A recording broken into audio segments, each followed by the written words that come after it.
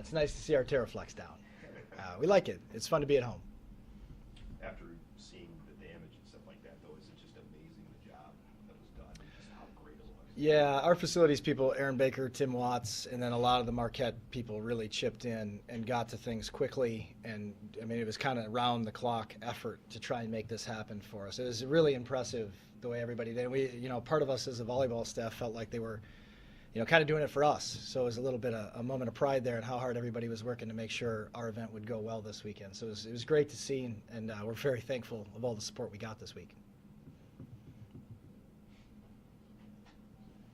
You've been in this first weekend a bunch of times with this group. How does it feel to be able to host this time? It's a totally different dynamic. We were talking as a staff.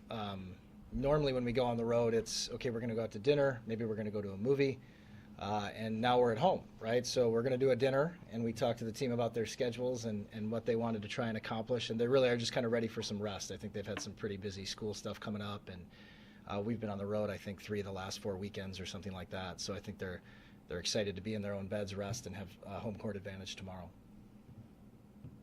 High Point's coming in as Big South champions, a couple really talented hitters and blockers. What kind of challenges do they pose? Well, they got 5 starting seniors that have been to 3 straight NCAA tournaments, so they know what they're doing. And for them, winning an NCAA tournament round, I think would captivate the career of those guys and make it worth their while. So I talked to our team this week a little bit about, we try not to be a real ride the highs and have the lows type of staff and team in our culture every day. And so we would present this week the same way. Although it's the NCAA tournament, we would be loose, we would have fun, we would work hard, and we'd prepare to try and win some matches. And I said, but High Point, on the other hand, might be at the highest of high, right? So I don't know if that makes them play well or if it makes them nervous. I don't know them well enough to know that. But I know we'll be playing against a team who's got a lot of experience in this event and obviously wants to win. Along those same lines of emotion, I know, again, not a lot of highs, not a lot of lows, but when you saw that national seed pop up, what was your first impression? Yeah, it was for me, it might have been, it certainly, I think, was the highlight of the year, and it may be the highlight of 5. The way it fell, the show, we educated the team before it what certain things would mean. For example, if Baylor wasn't seeded, I thought there was a shot. If Purdue wasn't seeded, we thought there was a shot. If we were going somewhere, it was going to be Minnesota, Illinois, Wisconsin. And so as some of those things were unfolding, the one right before us was the Illinois bracket. And when we didn't go to Illinois, Hope Wirtz is pretty animated. She was probably my favorite watch of the whole group. I kind of stood in the back and got to watch, and you saw her get more and more excited and put her hand on her chest, and they started creeping closer to the TV and closer to the TV because I think they thought it was going to happen.